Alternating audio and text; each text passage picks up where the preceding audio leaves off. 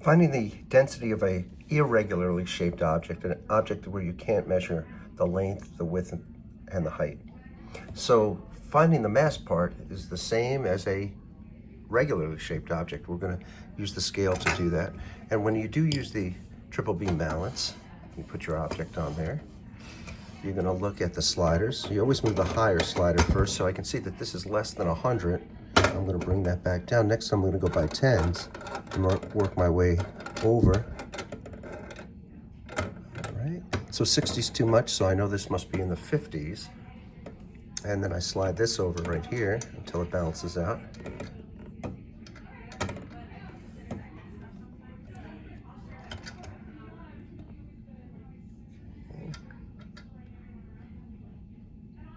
What's going on next door here while making this video?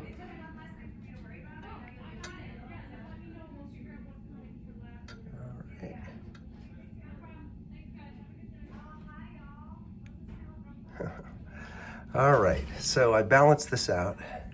This is basically hitting the 0 mark there, and now I can see this is about 51.7. So my mass is going to come in at 51.7 grams. Now to find out what my volume is, I'm going to be utilizing water displacement for that, and using the graduated cylinder that I have here. So I'll fill this up to the 40 mark. Let's see. All right. This is filled up now to a level of 40. Sure that's right on the money. There we go.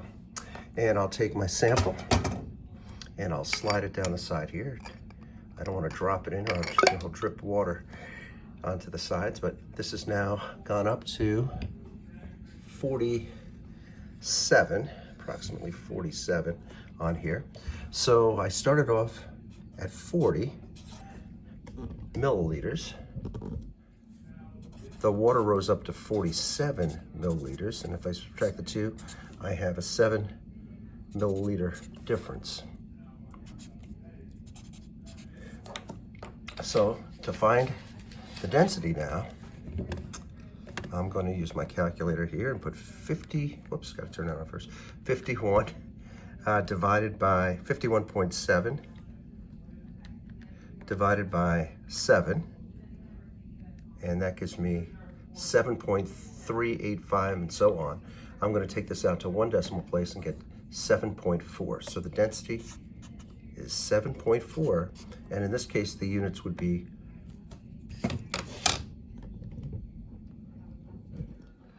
grams per milliliter. That is how you figure out the density of an irregularly shaped object.